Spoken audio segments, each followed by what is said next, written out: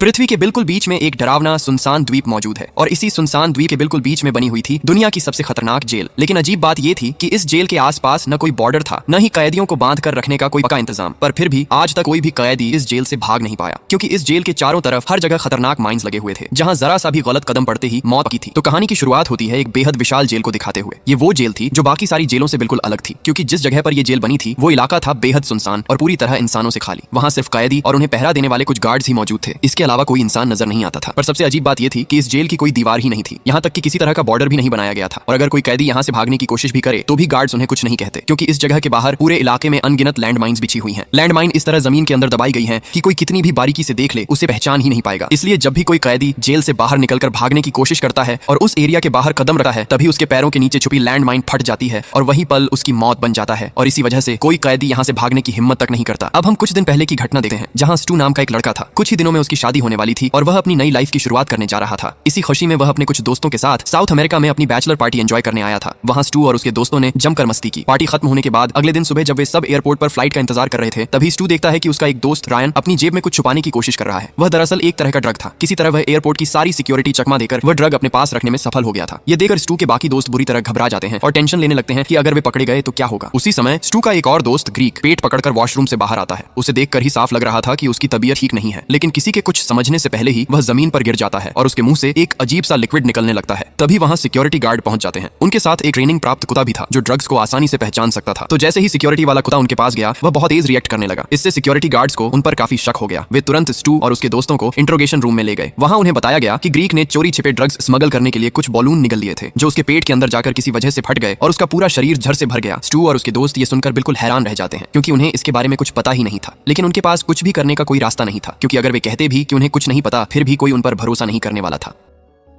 कुछ ही देर में वहां पुलिस आ जाती है और उन्हें तुरंत अरेस्ट कर लेती है। तलाशी लेने पर पुलिस को रायन के पास भी ड्रग मिल जाता है। इससे पुलिस को पूरा यकीन हो जाता है कि ये लोग स्मगलर हैं, जो एक देश से दूसरे देश में ड्रग्स सप्लाई कर रहे थे। हालांकि स्टू और उसके दोस्त बार बार समझाने की कोशिश करते हैं कि वे स्मगलर नहीं है, लेकिन पुलिस उनकी एक भी बात सुनने को तैयार नहीं होती। उन्हें वहीं से अरेस्ट कर लिया जाता है और आर्मी के अंडर में चलने वाले एक आइलैंड पर ले जाया जाता है। वे वहां बिल्कुल भी नहीं जाना चाहते थे, लेकिन पुलिस ने उन्हें पीट पीट कर जबरदस्ती अपने साथ ले ही गई। सबसे पहले उन्हें एक बोट में बैठाकर एक प्रिजन की तरफ ले जाया गया। वहां पहुंचकर स्टू देखता है कि एक बैग के अंदर कुछ लाशें ले जाई जा रही हैं। ये देखकर वह बुरी तरह नर्वस हो जाता है। उसे समझ ही नहीं आता कि यहाँ असल में क्या हो रहा है। इसके बाद वहां से वे लोग असली जगह की तरफ रवाना होते हैं, जहां उन्हें रखा जाने वाला था। एक ट्रक में बैठाकर उन्हें सबको वहां ले जाया जा रहा था। काफी लंबा रास्ता तय करने के बाद आखिरकार वे अपनी मंजिल पर पहुंच जाते हैं। यही वही जगह थी जो मूवी की शुरुआत में दिखाई गई थी, वह विशाल डरावनी जेल, जिसके चारों तरफ मौत के जाल बिछे हुए थे। वे सब धीरे धीरे आगे की तरफ बढ़ रहे थे। स्टू के साथ उसका ससुर भी था, जिसका नाम था जॉन। जॉन वहां का माहौल देखकर काफी चौंक जाता है, क्योंकि वह सोच रहा था कि जेल के आसपास कोई दीवार क्यों नहीं है। क्या यहाँ के गार्ड डरते नहीं कि कोई कैदी भाग जाएगा? जॉन मन ही मन सोचता है कि यहाँ से भागना तो बहुत आसान होना चाहिए। सिर्फ जॉन ही नहीं, बल्कि वहां मौजूद लगभग हर कोई यही बात सोच रहा था। लेकिन तभी वे देखते हैं कि एक कैदी तेजी से दौड़ता हुआ जेल से बाहर भागने की कोशिश कर रहा है। ये देखकर एक गार्ड उसे शूट करने के लिए अपनी बंदूक तैयार करता है, मगर तभी दूसरा गार्ड उसे रोक लेता है। उधर स्टू और उसके दोस्त दूर खड़े होकर ये सब देख रहे थे। जब वह कैदी तेजी से दौड़ते दौड़ते काफी आगे चला जाता है, तभी उसका एक पैर जाकर एक माइन पर पड़ता है और अगले ही पल जोरदार धमाका होता है। उसी जगह पर वो कैदी मारा जाता है। ये देखकर स्टू और उसके साथी बुरी तरह घबरा जाते हैं। उन्हें समझ आ जाता है कि इस जगह के चारों तरफ माइन बिछी हुई है, इसलिए जब भी कोई यहाँ से भागने की कोशिश करता है, माइन फट जाती है और उसकी वहीं मौत हो जाती है। इसी वजह से यहाँ किसी दीवार की जरूरत ही नहीं है। ये सब देखकर जॉन समझ जाता है कि जितनी जल्दी हो सके उन्हें यहाँ से निकलने का कोई रास्ता ढूंढना होगा, क्योंकि उन्हें पता ही नहीं कि इस इलाके में कहां कहां मौत का जाल बिछा है। और यहाँ जॉन का बेटा काइयो भी मौजूद था। जॉन फिर अपने बेटे काइयो से डिसाइड करता है कि वे गार्ड से बात करेंगे और ब्रिटिश सिटीजन होने के नाते उनसे कोई स्पेशल मदद मांगेंगे। उधर ग्रीक के पेट में बॉलून फटने की वजह से वह पहले से ही बेहद बीमार था और अब उसके पेट से खून भी निकल रहा था। उसे तुरंत मेडिकल अटेंशन की जरूरत थी। ग्रीक अपने दो दोस्तों से कहता है कि किसी डॉक्टर को ढूंढ कर लाओ और दोनों दोस्त तुरंत निकल पड़ते हैं, ये देखने की वहां कोई डॉक्टर मिलता है या नहीं। उधर जॉन और उसका बेटा काय ऑफिस रूम में गार्ड के पास जाते हैं और वहां जाकर बताते हैं कि वे जेल के वार्डन से मिलना चाहते हैं। गार्ड उन्हें ऑफिस रूम की ओर जाने के लिए कहता है। वहां पहुंचकर दोनों बिल्कुल हैरान रह जाते हैं, क्योंकि इतने बड़े ऑफिस में उस गार्ड के अलावा कोई और मौजूद ही नहीं था। तभी वह गार्ड एक बटन दबाता है और एक कमरे का दरवाजा खुल जाता है। जॉन और काय भीतर चले जाते हैं। अंदर जाकर वे देखते हैं कि एक डेस्क पर एक कंप्यूटर रखा हुआ है और वहीं से किसी इंसान की आवाज आ रही है। वीडियो कॉल पर एक शख्स बैठा था, यही वह वार्डन था जिससे वे मिलना चाहते थे। वार्डन वीडियो कॉल पर उन्हें बताता है कि चूंकि वे सब ब्रिटिश सिटीजन हैं, इसलिए वह उनकी कोई मदद नहीं कर सका, क्योंकि वे इस देश के नागरिक नहीं हैं। वार्डन उन्हें हाई कोर्ट में अपील करने की सलाह देता है। साथ ही वह यह भी कहता है कि कोर्ट का फैसला आने तक उन्हें यहीं कैद रहना होगा। जॉन फिर वार्डन से पूछता है, तो अंदाजन हमें यहाँ और कितने दिन कैद में रहना पड़ेगा? वार्डन जवाब देता है, ज्यादा नहीं, लगभग 5 से 6 साल लग सकते हैं। ये सुनते ही जॉन और काइयो के सिर पर जैसे बिजली गिर जाती है। अगर फैसला आने में 5-6 साल लगेंगे तो क्या वे इतने लंबे समय तक यहीं मरते रहेंगे? जॉन गुस्से में भरकर वार्डन से बहस करने लगा है, लेकिन तभी अचानक कंप्यूटर का स्क्रीन ब्लैंक हो जाता है। इससे जॉन और भी भड़क जाता है, लेकिन वे दोनों अब अच्छी तरह समझ चुके थे कि इस जेल से निकलना उनके लिए बिल्कुल भी आसान नहीं होगा। इधर काफी खोजबीन के बाद स्टू और उसके दोस्तों को एक डॉक्टर मिल जाता है, लेकिन इस जेल में जितने भी लोग थे, डॉक्टर, गार्ड, पुलिस ऑफिसर, सभी इस देश की स्थानीय भाषा बोलते थे, इसलिए वे अंग्रेजी शायद ही समझ पाते थे। उनमें सिर्फ जॉन ही ऐसा था जो सही तरह से अंग्रेजी बोल और समझ सकता था, इसलिए वही वार्डन से बात कर पाया। स्टू डॉक्टर को किसी तरह समझाने की कोशिश करता है कि वे कैसे यहाँ फंस गए, वे कोई अपराधी नहीं है, लेकिन भाषा अलग होने की वजह से डॉक्टर कुछ भी समझ नहीं पाता। स्टू और उसके दोस्त फिर भी इशारों से उसे समझाने की कोशिश करते रहते हैं, लेकिन डॉक्टर उनकी बातों से एक वक्त पर बुरी तरह परेशान हो जाता है। अचानक वह एक बंदूक निकालकर उन्हें धमकाने लगता है। यह देखकर स्टू और उसके सभी दोस्त डर से सुन्न हो जाते हैं और दोनों हाथ ऊपर करके पूरी तरह चुप खड़े रहते हैं। डॉक्टर फिर उनके पीछे लगे पर्दे को हटाता है। वहाँ एक बर्तन में एक आदमी बर्फ जैसे ठंडे पानी में बंधा हुआ पड़ा था। ये सीन देखते ही वे सब और भी ज्यादा घबरा जाते हैं। वे मदद के लिए वहीं खड़े खड़े चिल्लाने लगते हैं, लेकिन तभी उनमें से एक दोस्त पास की कुर्सी उठाकर डॉक्टर के सिर पर मार देता है। डॉक्टर तुरंत बेहोश होकर जमीन पर गिर पड़ता है। उन्हें लग रहा था कि यह डॉक्टर पूरी तरह पागल है। तभी वह आदमी जिसे डॉक्टर ने बांध कर रखा था उनसे गुहार लगाने लगता है कि उसे बांधन से आजाद कर दें। स्टू और उसके दोस्त समझ ही नहीं पा रहे थे कि असल में यहाँ हो क्या रहा है, लेकिन फिर भी वे उसके हाथ पांव में बंधी रस्सियां काटकर उसे मुक्त कर देते हैं। मगर वह आदमी अजीब तरह से बर्ताव करने लगा है, बिल्कुल पागल की तरह, मानो उसके दिमाग में कोई प्रॉब्लम हो। वह जमीन पर पड़ी डॉक्टर की बंदूक उठाता है और बिना कपड़ों के ही पागलों की तरह बाहर की ओर दौड़ जाता है। इसके बाद बाहर देखा जाता है कि 2 यूनिफॉर्म पहने नर्स वहाँ एक स्ट्रेचर लेकर आती हैं। वे ग्री को उस स्ट्रेचर पर रखकर वहाँ से ले जाने लगती हैं। उसके दोस्त सोचते हैं कि शायद उसे इलाज के लिए ले जाया जा रहा है। तभी जॉन अपने साथियों के साथ उस जेल के मैनेजर से मिलने जाता है, क्योंकि मैनेजर ने उन्हें बुलाया था। जगह बेहद सेफ थी और मैनेजर का नाम था सलमा। सलमा सभी का स्वागत करती है और बहुत ही आदर पूर्वक उन्हें डाइनिंग में बैठने के लिए कहती है। फिर वह सभी को संबोधित करते हुए कहती है, मैंने सुना है कि ग्री एक करोड़पति है, लेकिन वह स्मगलिंग करते हुए पकड़ा गया है और तुम सब यहाँ उसके कारण फंसे हुए हो। इसके बाद वह आगे कहती है, अगर तुम मुझे 2 लाख US$ दोगे तो मैं तुम्हें सुरक्षित रूप से यहाँ से बाहर निकाल सकती हूँ, और अगर तुम पैसे नहीं दे पाते तो मैं नहीं बता सकती कि इस जेल में तुम्हें कितने दिन रहना पड़ेगा। सलमा का यह ऑफर सुनकर वे सब तुरंत सहमत हो जाते हैं, क्योंकि वे कभी भी इतनी डरावनी जेल में रहना नहीं चाहते थे और इस जेल में लोग बहुत ही अजीब थे, इसलिए वे जितनी जल्दी हो सके यहाँ से निकलना चाहते थे। लेकिन इस समय उनके पास कोई पैसा नहीं था, इसलिए वे सलमा से थोड़ा समय मांगते हैं, लेकिन सलमा उनके चेहरे देखकर तुरंत समझ जाती है कि उन्हें यह ऑफर पसंद नहीं आया। इसके बाद वह एक गार्ड को कहती है कि सभी को गेट के बाहर ले जाया जाए।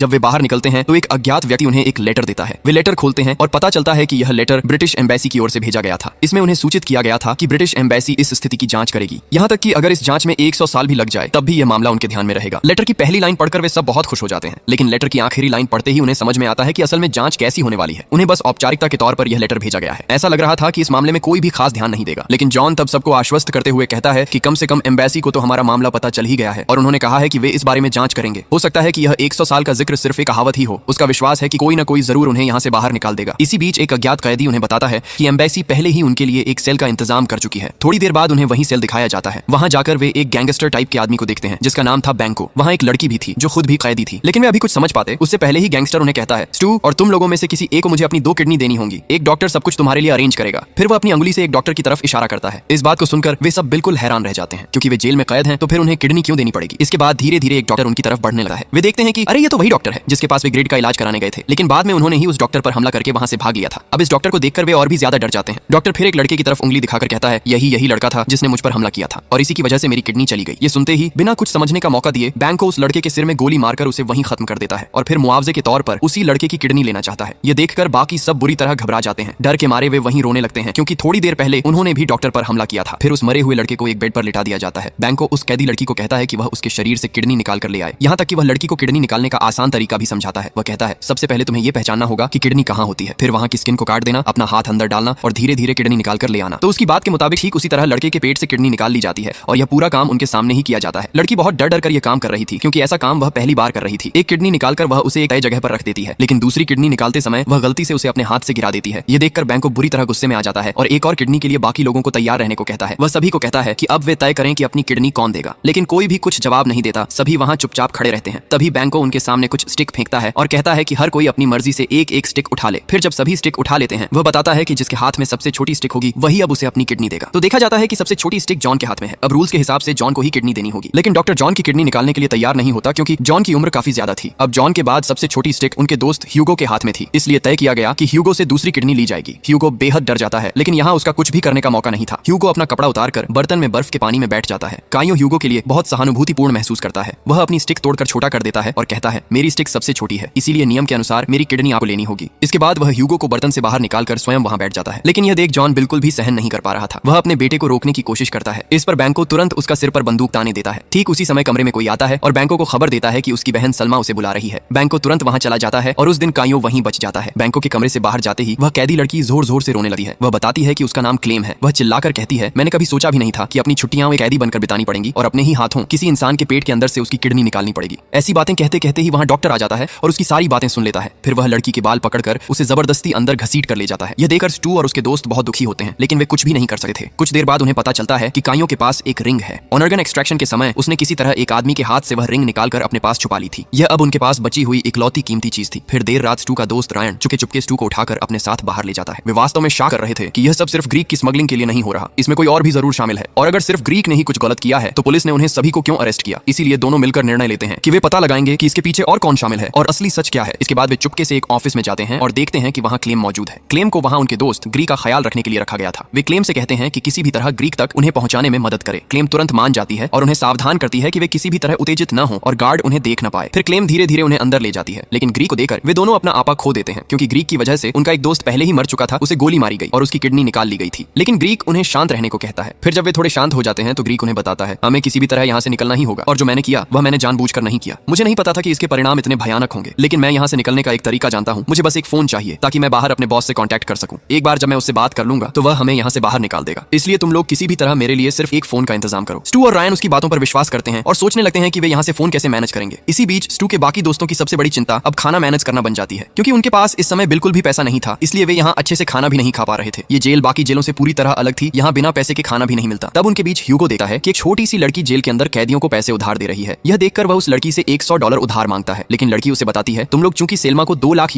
देने के लिए राजी हो गए हो, इसलिए इस जेल में तुम्हें किसी से भी कोई मदद नहीं मिलेगी। ये सुनकर वे सब बहुत निराश हो जाते हैं और समझ जाते हैं कि शायद उन्हें मौत तक भूखा रहना पड़ेगा। इसी बीच अचानक वे देखते हैं कि एक आदमी एक बूढ़ी औरत को एक मुर्गी दे रहा है और बदले में उससे पैसे ले रहा है। ये देखकर उनकी उम्मीद वापस लौट आती है। वे सब उस बूढ़े आदमी के पास जाते हैं और जॉन उसे अपना स्पेशल डिजाइन किया हुआ जूता ऑफर करता है ताकि बदले में वह आदमी उन्हें थोड़ा सा चिकन खाने के लिए दे दे। और किस्मत से वह आदमी मान भी जाता है। वह मुर्गी जॉन को दे देता है और बदले में जॉन का जूता ले लेता है।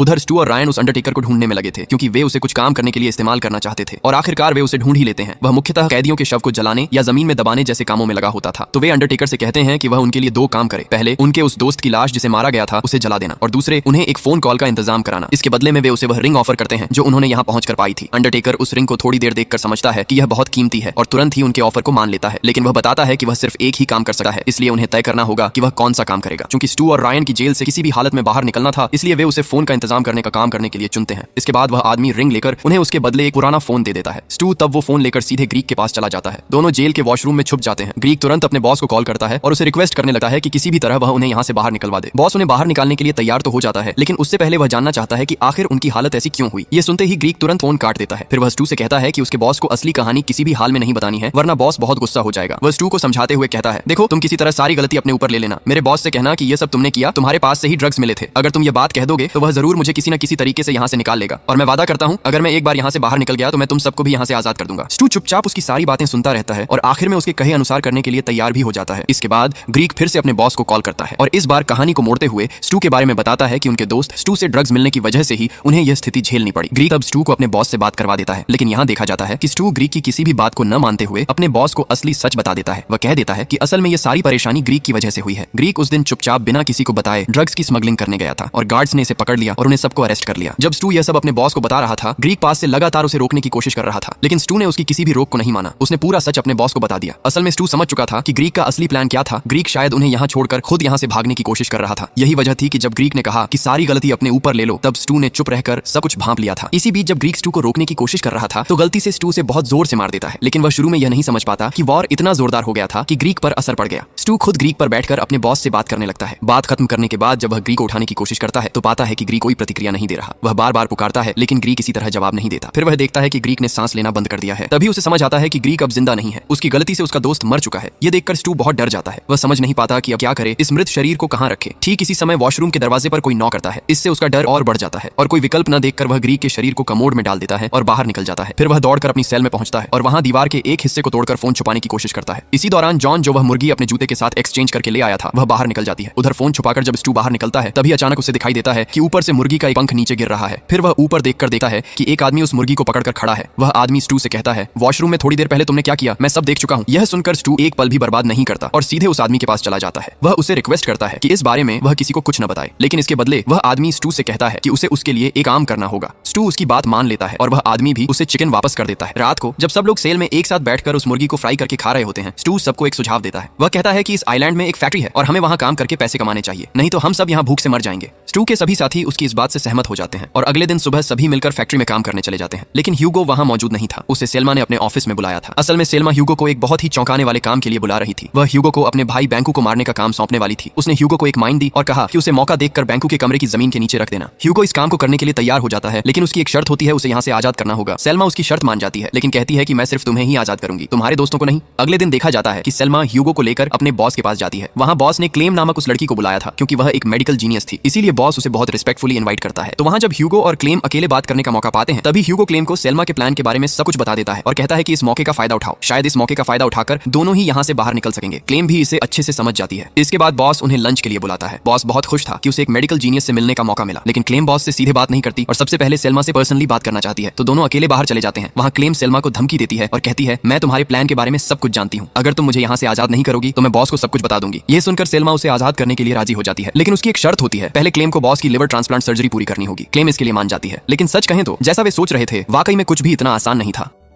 इसी बीच देखा जाता है कि स्टू उस आदमी की फैक्ट्री के सबसे अंडरग्राउंड हिस्से तक पहुंचने में मदद कर रहा है, जिसके साथ कल रात मुर्गी का डील हुआ था। वहां एक टनल है जिसका गेट सीधे समंदर की तरफ खुलता है। जैसे ही वह गेट तक पहुंचता है, उसे समझ आता है कि वहां भी गार्ड की कड़ी चौकसी है। यहाँ तक कि वह देखता है कि वहां मृत लोगों के अंग पड़े हैं, जिससे लग रहा था कि कोई भयानक जीव उन पर हमला कर चुका है। ये सब देखकर वह डर जाता है और फिर फैक्ट्री में वापस लौटा है और मुख्य गेट से बाहर निकलने की कोशिश करता है। लेकिन तभी देखा जाता है कि स्टू अपने पेट पर हाथ रखकर वॉशरूम में जा रहा है। वहां जाकर वह अपने शरीर से ड्रग्स जैसी कोई चीज निकालता है और इसी दौरान जब उसके अन्य साथी दरवाजे पर नॉक करते हैं, वह जल्दी से उन चीजों को वॉशरूम में फ्लश कर देता है और बाहर निकल आता है। उसके दोस्त जब पूछते हैं कि क्या हुआ, ठीक उसी समय कमोड ओवरफ्लो हो जाता है और पानी के साथ सभी ड्रग्स बाहर आ जाती हैं। यहीं पर यह खुलासा होता है कि असल में स्टू खुद भी ड्रग्स की स्मगलिंग में शामिल था। इसी समय पहाड़ के ऊपर सेल्मा और उसका भाई एक इवेंट का आनंद ले रहे थे। यहाँ सेल्मा ह्यूगो को एक सिग्नल देती है। ह्यूगो फिर छुपाकर रखी माइन को बैंकू के कमरे में सेट करता है और वहां से निकल आता है। इसके बाद वह दूसरे कमरे में जाकर खुद को रिलैक्स करने के लिए ड्रिंक्स लेने लगता है। तभी अचानक बैंकू का एक दोस्त ह्यूगो के पीछे खड़ा हो जाता है। इससे वह चौंक जाता है और बोतल नीचे रख देता है। ठीक उसी समय एक अलार्मिंग डिवाइस से आवाज आने लगती है। ये सुनकर बैंकू का दोस्त अपनी पहचान प्रकट कर देता है। असल में वह एक अंडरकवर एजेंट था और यहाँ बैंकू और सेल्मा के क्राइम की जांच करने आया था। ये सुनकर ह्यूगो डरकर वहां से भागने की कोशिश करता है, लेकिन वह आदमी उसे पकड़ लेता है। ठीक इसी समय कमरे से माइन ब्लास्ट हो जाती है। बैंकू दौड़ते हुए अंदर जाता है और देखता है कि उसका दोस्त यानी वह अंडरकवर एजेंट शरीर से टुकड़े टुकड़े होकर जमीन पर पड़ा है। वे लगातार उस सेल पर शूट कर रहे थे क्योंकि सेल्मा ने उन्हें ऐसा करने के लिए कहा था, लेकिन उन्हें पता नहीं था कि अंदर कोई था। अब दूर छत पर से एक आदमी सब कुछ नोटिस कर रहा था। ये वही आदमी था जिसे थोड़ी देर पहले स्टू को भागने में मदद कर रहा था। इसी बीच यहाँ जॉन स्टू को जोर जोर से मार रहा था क्योंकि वह भी ड्रग्स की स्मगलिंग में शामिल था। वह यह सब छुपाकर उसकी बेटी से शादी करना चाहता था, लेकिन रयान यहाँ जॉन को रोकने की कोशिश करता है और एक समय पर धक्का लगने से जॉन सिर पर चोट खाकर जमीन पर गिर जाता है। सभी सोचते हैं कि शायद वह मर गया है, लेकिन अचानक वह अपनी आंखें खोलकर सभी को चौंका देता है। दूसरी ओर माइन ब्लास्ट जैसी अनचाही घटना से बैंकू भी बहुत गुस्से में आता है और अपने दोस्त की मौत को बर्दाश्त नहीं कर पाता। इसलिए वह ह्यूगो के दोस्त के पास जाकर सच्चाई जानने के लिए उन्हें चार्ज करने लगा है। एक आदमी बताता है कि सेल्मा ह्यूगो को लेकर चली गई थी। बैंकू अब समझ जाता है कि सेल्मा का असली प्लान क्या था और यह भी समझ जाता है कि इसके पीछे वही थी और यह प्लान उसने उनके मारने के लिए बनाया था। इस बीच स्थिति खराब देखकर सेल्मा एक पल भी देर न करते हुए वहां से दूर भागने की कोशिश करती है। बंदूक लेकर बैंकू भी उसे पकड़ने के लिए पीछा करता है। दोनों ही एक दूसरे को निशाना बनाकर फायर करने लगते हैं। इसी बीच टॉवर में मौजूद गार्ड नीचे उतर आता है। इसी बीच स्टू की मदद से वह आदमी दूर से सब कुछ बहुत ध्यान से देख रहा था। जब उसने देखा कि गार्ड नीचे उतर गया है तो वह उसी मौके का फायदा उठाकर गार्ड के कमरे में चला जाता है। वहां जाकर वह कंट्रोल रूम को फोन करता है और बताता है कि बैंकू और सेल्मा के बीच बहुत बड़ी परेशानी हुई है, इसीलिए कंट्रोल रूम के सभी लोगों को तुरंत वहां जाना चाहिए। लेकिन ठीक उसी समय कंट्रोल रूम के सभी मॉनिटर बंद हो जाते हैं। जब कंट्रोलर इसे ठीक करने की कोशिश करता है तभी उसे बिजली का झटका लगा है और वह बेहोश हो जाता है। इस मौके का फायदा उठाकर जेल में सभी वहां से दूर भागने की कोशिश करते हैं। जैसे ही वे दौड़कर बाहर निकलने वाले होते हैं, कंट्रोलर का होश वापस आता है और वह तुरंत इमरजेंसी बटन दबा देता है। इसी बीच जब स्टू सबसे पहले दौड़कर माइन फील्ड में कदम रखने वाला होता है, तभी रयान उसे रोक देता है क्योंकि उसने थोड़ी दूर से विस्फोट की आवाज सुनी थी। ये सुनते ही सभी लोग अपने अपने स्थान पर खड़े हो जाते हैं क्योंकि अगर वे वहां से थोड़ी भी मूव करते तो माइन ब्लास्ट हो जाती। लेकिन जॉन इस बात को ज्यादा महत्व नहीं देता क्योंकि वह सोचता है कि शायद उन्हें फिर कभी ऐसा मौका न मिले। फिर भी उसके बेटे काय उसे चेतावनी देने के बाद भी जॉन वहां से भागने के लिए मूव करता है और ठीक उसी समय एक माइन ब्लास्ट हो जाती है और जॉन का शरीर वहां बिखर जाता है। इस समय स्टू चिल्लाता है और किसी से कहता है कि वह फोन उसके पास फेंक दे जो कि काय के पास था। असल में स्टू और रयान सेफ जोन में खड़े थे, यानी माइन फील्ड फील्ड से बाहर। वे काई को भरोसा दिलाते हैं कि जैसे ही वे फोन पा लेंगे वे किसी न किसी तरह काई को वहां से बाहर निकालने की व्यवस्था करेंगे। भरोसा पाकर काई जमीन से फोन उठाकर स्टू की तरफ फेंकता है, लेकिन फोन जाकर उस आदमी के हाथ में गिरता है जिसने कंट्रोल रूम को फोन करके कैदियों को भागने का मौका दिया था। असल में यह आदमी थोड़ा धार्मिक किस्म का था। फोन पाते ही वह वहां से बाहर जाने का रास्ता खोजने लगता है। तो स्टू और रयान भी उस आदमी को फॉलो करते हुए उसके साथ जाने लगे हैं, लेकिन काई उन्हें कई बार बुलाने के बावजूद भी एक बार भी पीछे मुड़कर नहीं देखता, उसे मदद नहीं करता और उसके साथ धोखेबाजी करता है। एक तरफ उसके पिता की मौत का दुख था, दूसरी तरफ अपने प्रिय दोस्तों का धोखेबाजी। ये सब कुछ काई बिल्कुल भी स्वीकार नहीं कर पा रहा था। इसी बीच देखा जाता है कि बॉडीगार्ड एक जवान लड़के को लिवर ट्रांसप्लांट के लिए ले जाता है और इस लिवर ट्रांसप्लांट की सर्जरी क्लेम को करनी होती है। तभी किसी ने उनके कमरे में बम जैसी कोई चीज फेंक दी। सभी सोचते हैं कि शायद यह तुरंत ब्लास्ट हो जाएगा, इसलिए कुछ लोग तुरंत कमरे से बाहर दौड़ जाते हैं। असल में यह काम उस जवान लड़के की बहन ने किया था ताकि वह उसे बचा सके। जब वह लड़का वहां से भागने की कोशिश करता है तो उसके साथ बॉडीगार्ड और डॉक्टर की फाइट शुरू हो जाती है, लेकिन जैसे ही वह मारपीट से बचकर भागना चाहता है तभी सलमा आती है और उसका रास्ता रोक देती है। उसी समय क्लेम पीछे से आता है और उसकी गर्दन में एक इंजेक्शन लगा देता है जिससे लड़का जमीन पर बेहोश होकर गिर जाता है। सलमा क्लेम के काम से बहुत खुश हो जाती है और अपने बॉडीगार्ड को ऑर्डर देती है कि उसे सेफ तरीके से अपने कमरे में ले जाए। तो जब भी वे दोनों वहां से बाहर निकलते हैं ठीक उसी समय दो बच्चे उस बॉडीगार्ड पर चाकू से हमला कर देते हैं। क्लेम दौड़कर जाकर बॉडीगार्ड का हाथ पकड़ लेती है। हमला करने वाली लड़की फिर क्लेम को इशारा करती है कि वह तुरंत वहां से चला जाए। इसके बाद क्लेम उस बॉडीगार्ड की जेब से एक चाबी निकालकर वहां से जल्दी निकल जाती है। असल में क्लेम ने इन बच्चों के साथ डील कर रखा था। दूसरी तरफ स्टू, रयान और बाकी कई लोग उस आदमी के साथ भागने की कोशिश करते हैं। रास्ते में स्टू उस अंडरटेकर की मृतदेह देखता है जिसने रिंग के बदले उन्हें फोन दिया था। वे दोनों तुरंत अंडरकवर की बॉडी सर्च करने लगे हैं क्योंकि वे वही रिंग ढूंढ रहे थे। थोड़ी ही देर में उन्हें वह रिंग मिल जाती है। इसके बाद देखा जाता है कि क्लेम जो चाबी लेकर एक कमरे में प्रवेश करती है वहां एक और लड़की को बंदी बनाया गया था। क्लेम उस लड़की की बंधन खोलकर उसे मुक्त कर देती है। लड़की का नाम था जेमा।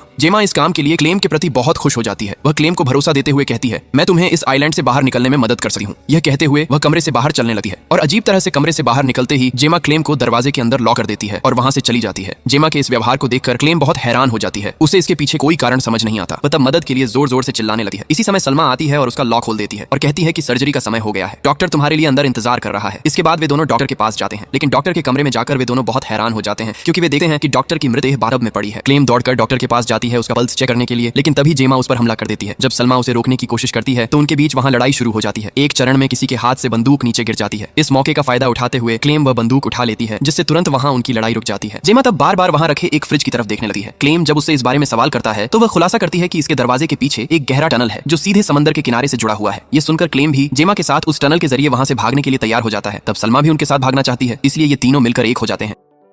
इसके बाद तीनों एक साथ उस टनल में प्रवेश करते हैं। थोड़ी दूरी पर जाते ही उन्हें एक विशाल गोरिल्ला की आवाज सुनाई देती है, इसलिए वे और एक पल भी गंवाए बिना वहां से दौड़कर भाग जाते हैं। इसी समय अचानक सलमा एक मृतदेह देखती है जो उसका बॉस थी। वे समझ जाते हैं कि शायद वह भी यहाँ से भागने की कोशिश कर रही थी और तभी गोरिल्ला ने उस पर हमला करके उसे मार दिया। तो मृतदेह को वहीं छोड़कर वे तीनों उस टनल के दरवाजे तक पहुंचने के लिए आगे बढ़ते हैं और एक समय बाद वे वहां पहुंच भी जाते हैं। दरवाजा खोलने के लिए वहां 3 बटन थे। तीनों एक साथ उन तीनों बटनों को प्रेस करते ही दरवाजा तुरंत खुल जाता है। इससे वे तीनों वहां से बाहर निकलने की रोशनी देख पाते हैं, लेकिन एक पल के अंदर ही उनकी सारी उम्मीदें खत्म हो जाती हैं। वे देखते हैं कि सलमा का भाई बैंको पहले से ही टनल के दरवाजे पर खड़ा है। वह सलमा को देखते ही उसे शूट कर मार देता है क्योंकि उसे सलमा से पहले से ही गुस्सा था। इसके बाद वह टनल के अंदर जाकर अपनी बहन की मृतदेह उठाता है और वहां से चला जाता है, लेकिन वह यहाँ जेमा या क्लेम को कुछ नहीं बताता क्योंकि उसे पता था कि वे कभी भी यहाँ से बाहर नहीं निकल पाएंगे। तो बैंको वहां से चले जाने के बाद क्लेम जल्दी से ऊपर उठकर दरवाजे के बाहर निकल जाता है और जेमा वहां से निकलने से पहले वह दरवाजा बंद कर देता है। इस कारण जेमा अंदर ही फंस जाती है और तभी गोरिल्ला आकर उसे बुरी तरह हमला करता है। वह मदद के लिए चिल्लाने लगती है और क्लेम दरवाजे के बाहर खड़ा होकर सिर्फ सब कुछ देखता रहता है क्योंकि जेमा ने भी उसके साथ धोखेबाजी किया था। इसी बीच कई प्रयासों के बाद रयान और स्टू टनल से बाहर निकलने में सफल हो जाते हैं और वहां से बाहर निकलकर सीधे समुद्र के किनारे पहुंचते हैं, लेकिन रयान बहुत थक चुका था इसलिए वह वहां बैठ जाता है और अचानक वह देखता है कि स्टू एक बड़ा पत्थर हाथ में लेकर उसकी ओर बढ़ रहा है और कुछ समझने से पहले ही वह उस पत्थर से रयान के सिर पर वार कर उसे मार देता है। और उसे मारने के पीछे भी एक कारण था। असल में उन्होंने फैक्ट्री से बहुत सारे ड्रग्स चोरी कर लिए थे और स्टू चाहता था कि ड्रग्स बेचकर सारा पैसा वह अकेले ले जाएगा, इसलिए उसने शुरू से ही रयान को मारने का प्लान बनाया था। यानी यहाँ का हर इंसान स्वार्थी था, वे सब सिर्फ अपने फायदे के लिए ही सब कुछ कर रहे थे। अब रयान की बॉडी वहीं छोड़कर स्टू एक बोट में बैठकर अपने शहर लौटने के लिए रवाना हो जाता है, लेकिन अचानक क्लेम पानी से बोट में कूद पड़ती है। स्टू उसे देखकर बहुत हैरान हो जाता है। इस बीच क्लेम देख चुका था कि स्टू ने रयान को मार डाला, इसीलिए अब स्टू के लिए क्लेम का जिंदा रहना भी खतरे में आ गया है। वहीं क्लेम भी समझ रहा था कि स्टू उसे कभी भी मार सकता है क्योंकि उसने स्टू के बारे में सब कुछ जान लिया था। लेकिन तभी अचानक उनकी नजर उनके बीच रखे हुए एक बंदूक पर पड़ती है। वे दोनों कुछ समय के लिए एक ही नजर से उस बंदूक की तरफ देखते रहते हैं और अचानक वहां से गोली चलने की एक जोरदार आवाज सुनाई देती है और तभी सीन बदलकर रयान के पास चला जाता है। यहाँ देखा जाता है कि रयान असल में मरा नहीं था, वह अभी भी जिंदा है, लेकिन इसके बावजूद एक रहस्य बना रहता है। असल में बोट में किसने किसे गोली मारी थी, क्लेम ने स्टू को या स्टू ने क्लेम को? आखिर में उनके बीच कौन बचा या दोनों ही मरे, ये स्पष्ट रूप से नहीं दिखाया जाता और इसी गहरे रहस्य के बीच कहानी यहीं खत्म हो जाती है।